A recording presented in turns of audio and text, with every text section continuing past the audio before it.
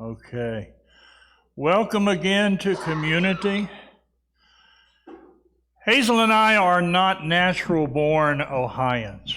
I think we all know that. And it took a little adjustment for us to move to Ohio.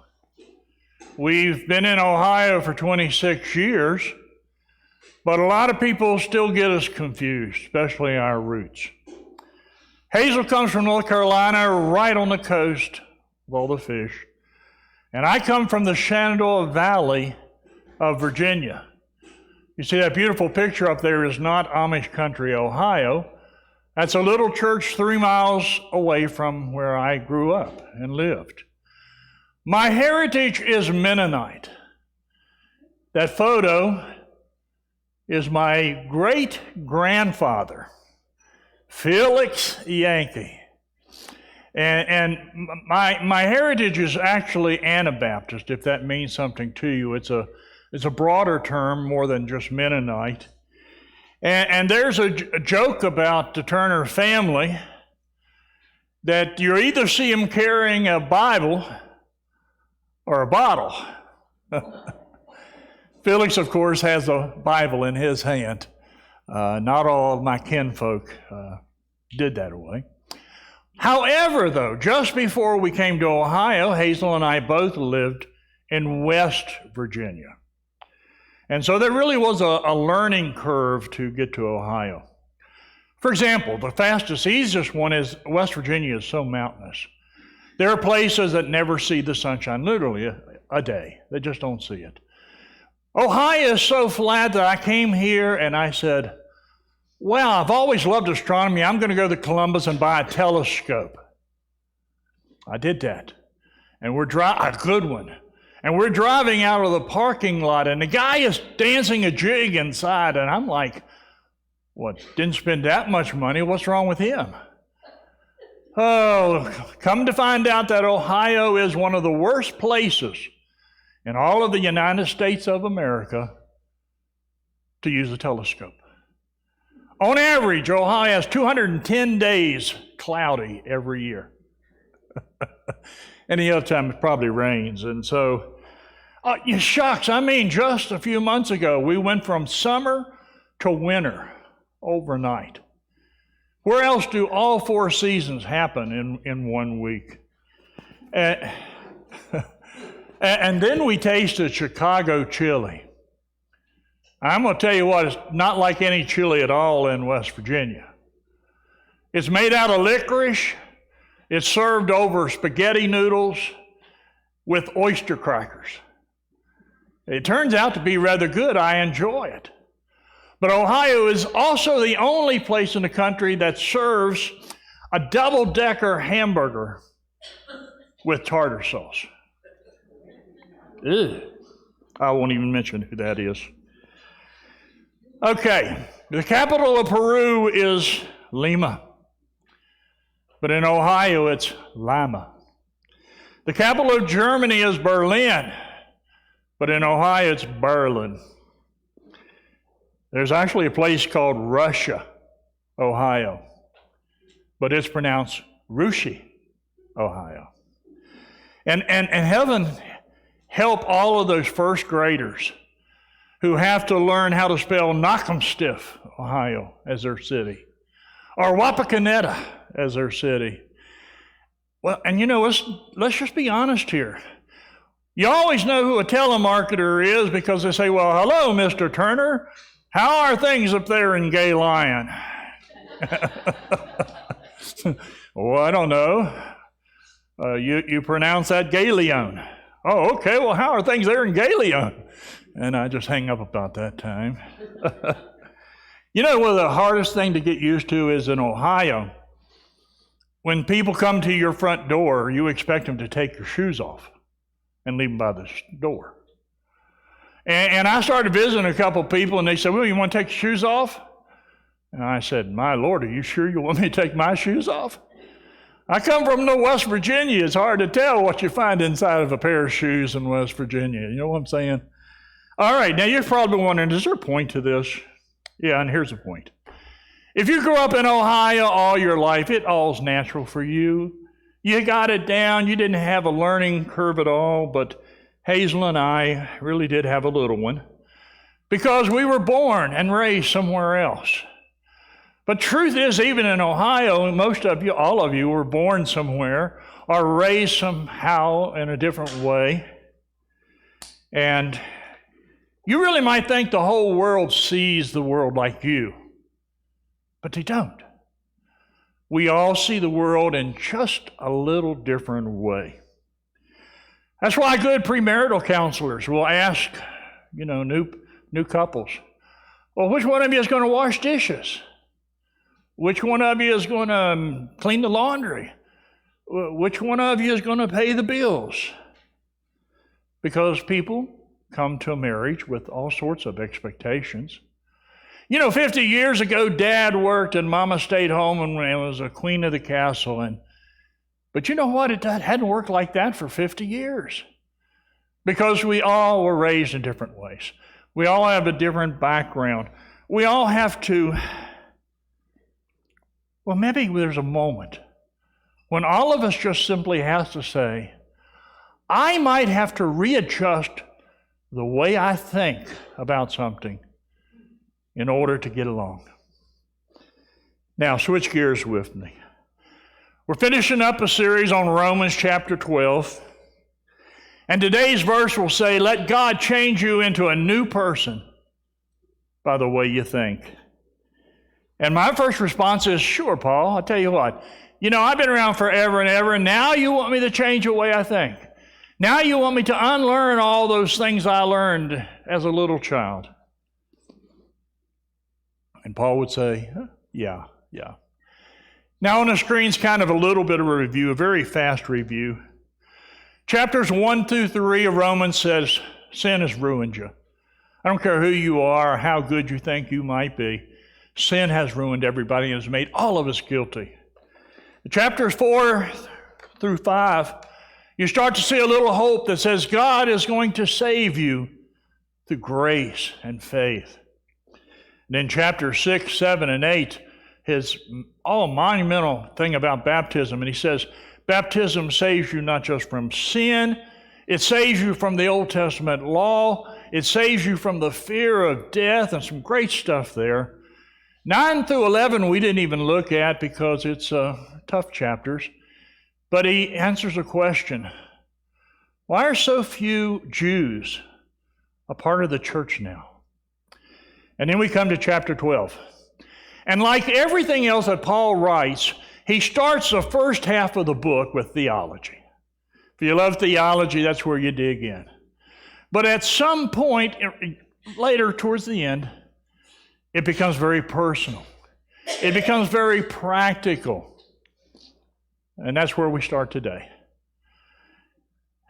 In chapter 12, verse 1, Paul says, and so, dear brothers, after everything I've just said through the past 11 chapters, I plead with you to give your bodies to God because of all He's done for you. Easy enough theology. Because Jesus died on the cross for you, our natural response should be to honor His death and resurrection by how we live. Paul says, let them be a living and holy sacrifice, the kind He'll find acceptable. This is truly the way to worship Him. Now, back in the Old Testament, under what they called the Old Covenant, people had animal sacrifices, and that was how you got right with God back then. But we're in the New Covenant, under the New Testament, and now the only sacrifice that's expected is us.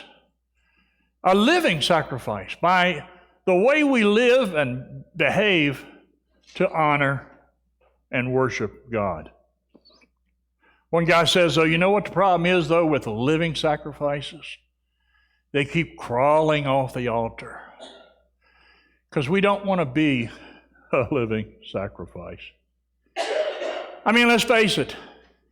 You're going to have a thrilling time today, and this sermon is going to affect you profoundly. And then tomorrow morning, you're going to get up.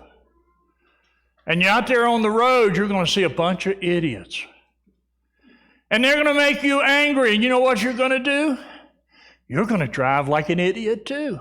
Because they made you angry, you're going to just race up behind them and honk the horn. And you will by tomorrow morning have completely forgotten that today we're living sacrifices. You know, this word is interesting. The NIV, the version we're looking at, says this is truly the way to worship. The Greek is a little more precise. The Greek says this is your logical, your reasonable, your rational. And in other words, Paul's saying, in light of everything that God's done for you, it's only logical. It's only rational. It is only reasonable that you would respond in kind with the way you choose to live. Now you're thinking, I go to church every Sunday. When the band plays, I clap along. Aren't I worshiping? Well, if you're just singing worship songs without worshiping with your heart, you're not worshiping enough. I always quote what Rick Warren says because I love it. Sitting in a church building no more makes you a Christian than sitting in your garage makes you a car. There's more in God's eyes to worship Him in spirit and truth than just coming out on Sundays. We're glad you're here. Paul says in the very next verse, don't copy the behaviors and customs of this world, but let God transform you by changing the way you think. So we're right back to where we started, aren't we? I don't have to tell you how dangerous it is. The mind is powerful. It can be your best friend. It could be your worst enemy. But I know a lot of believers still struggle with the old ways. Because renewal continues all your life. You know, I wish at baptism that once we got you up out of the water, there was a button somewhere to push reset and change the way your brain has been thinking for the past 50 whatever years. There's not. It's a gradual process of relearning new behaviors because the old behaviors are there. And they're still going to raise their ugly heads from time to time. For example, a couple of them, quick ones. Denial. You're faced with the reality of the sin. Your response is, it's not a sin for me. A lot of people do this. Not mine. I'm denying it. Or maybe you just withdraw into some kind of fantasy world where you pretend you don't even have this problem. Or some of you try to avoid other people and just live by yourself. And some of you blame everybody. You get caught doing something wrong, it's not my fault. It's their fault. You know, they didn't do this enough.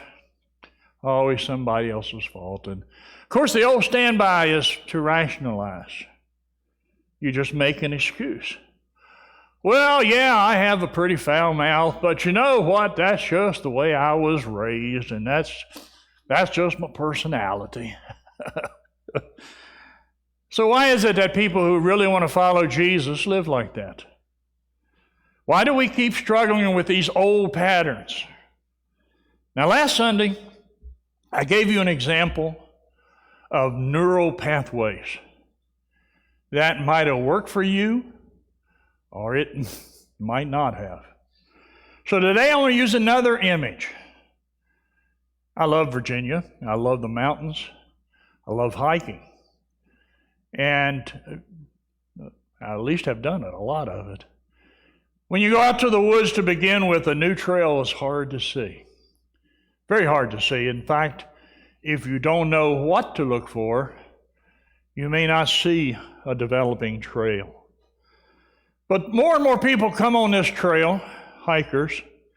The leaves start to scatter a little more, the rocks start to break through a little bit more, and it's even obvious now to the naked eye that this is a trail that's getting started here. And when more and more hikers come, they say, hey, let's not go anywhere else. There's a trail right there.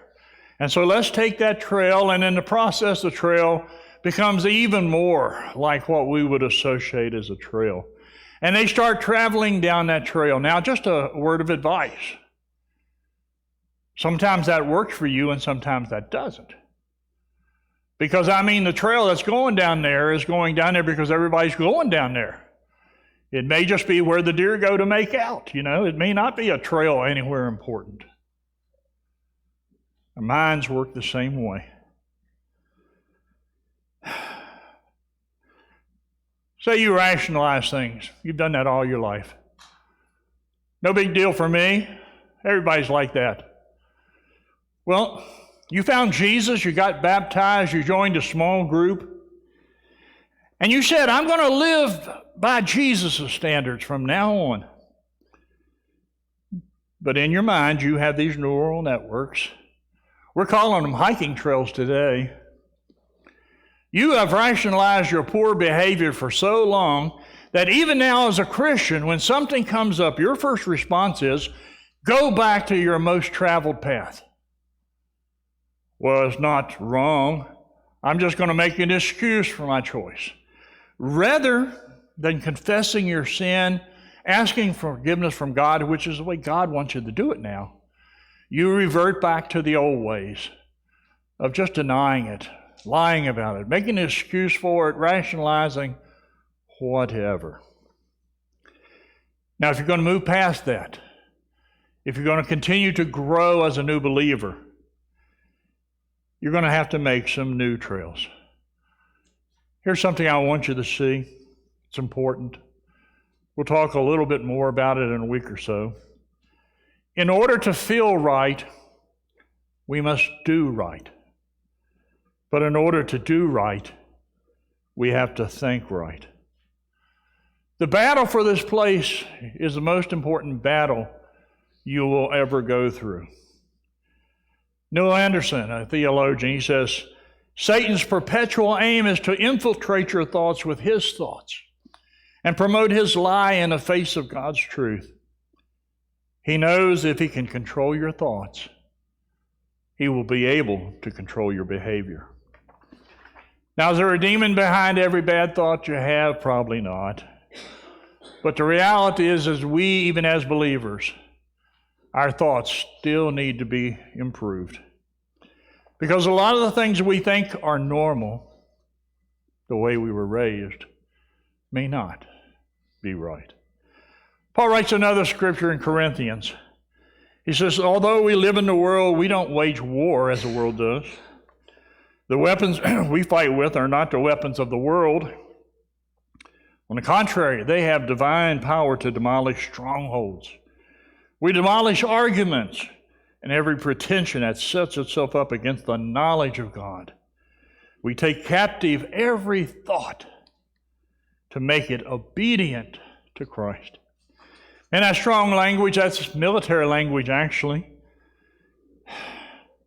And it's hard. It's hard for me, and I suspect it might be hard for you. Because I still have a lot of thoughts that are prideful and selfish and judgmental and arrogant. And sometimes I like to think, okay, God, that's my opinion, all right? I won't say it Sunday morning, but, it's my opinion how I think. And unfortunately, God says, if you really want to follow me, you have to follow me with your thoughts and your behavior. Shift gears one final time. How many of you love those home renovation shows? Man, there's money in that business now. There are so many of them that's out there competing. And the only problem with them, because I think it's so cool to take an ugly house, turn it into a beautiful home in 30 minutes. But the only problem is that it's so predictable. Set your clock. Around 12 minutes into the show, they find a problem that they did not plan for, expect, or wasn't included in the budget. Might be termites behind a wall. Might be some kind of deadly mold growing somewhere. It could be aliens from outer space living in the basement, whatever. But it's now terrifying because how will this ever get done in the next 18 minutes? Well, truth is, every home you've ever remodeled, every project you've ever went into, something went wrong. That is the nature of the beast, of remodeling, repair, especially homes.